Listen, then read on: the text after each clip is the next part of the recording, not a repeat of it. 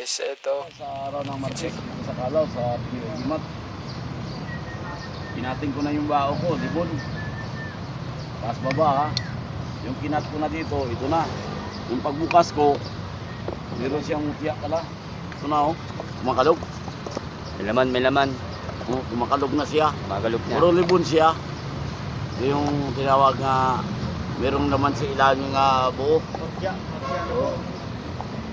Libon, mutya sa libon sa loob. Oh, naging tumigas na siya. Kinagimat. Oh, bihira ito. Oh. Yan oh. Libon siya, libon. Pero naging ano na siya, naging tumigas sa ilalim yung laman. So ito yung tawag na tagulilong sa tagulilong, nasa loob, nakatago ka na. Dubling tagulilong nito sa labas at sa loob. Hindi ka na makita-kita, nasa loob, nakatago yung lubi. Oh, may laman oh, kumakalog oh. Kumakalog. Ito kumakalog oh.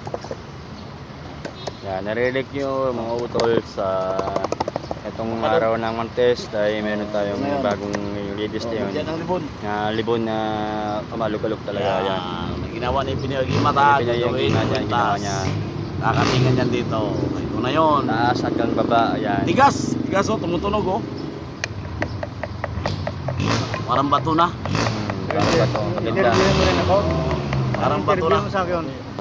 Yan ang interview mo. Yan. Tungkol sa So, dito po yung mga utol natin, mga interview kasama natin. tungkol sa ano?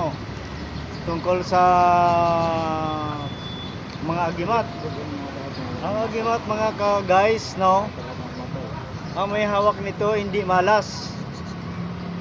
Mga guys, ang malas sa buhay natin kung ikaw ay tamad at saka walang alam mga trabaho.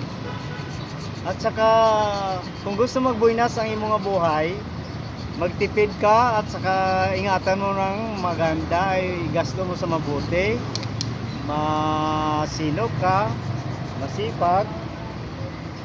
Kung may pira ka, tago mo, ipabangko mo o gastuin sa maganda yung buinas sa buhay natin. Sa agimat, walang malas. Balik ka dyan, tol. Dahil ang may dala ng agimat sa unang-unang panahon pa rin yan.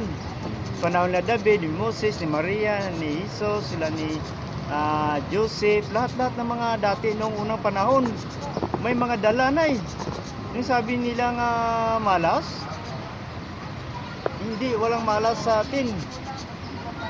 Mga guys, kailangan ang pira tipirin. Maghanap mga rangal, magtrabaho, sipag para buhinas ang ating buhay. Sa mga agimat, walang malas. Mga guys, walang malas. Okay. So yan po yung mga utol natin. Nagsabi po yung mga kasama namin ng Arimbaka dito sa ating utol na walang malas talaga. Talagang pinagpilihan dyan talaga tayo ng swerte, negosyo, business, at meron din tayo talagang pang kabuhayan talaga. Kaya po si Pinoy Agimat ay gumagawa po ng libon dahil kailangan natin yan sa palangga natin pag oras sa gagaybikan talaga. Taas baba, taas baba. Yan, taas pa ba, yan. May mutya pa oh, may palaman oh. So ayan, makikita mo pa lang yung mga gamit na yun na talagang inaano talaga niya, gumagawa talaga ng paraan para yung mga gamit natin ay hindi tayo mapapasukan ng mga bad spirit, yan, bad elements, yan. Kailangan talaga natin meron tayo palangga. Hindi lang sa poder natin na may mga agimat tayo, mga utol. So andyan po kayo lahat ng mga maraming gamit. Andyan po lahat, sobrang dami. Marami kayo pwede pagpipilian ng mga gamit ng anong kalikasan. Ito, matindi dyan oh. Hindi lang sa Kalaw, pati din sa buong Pilipinas, ayan, mga nanonood sa ating, meron tayo dyan.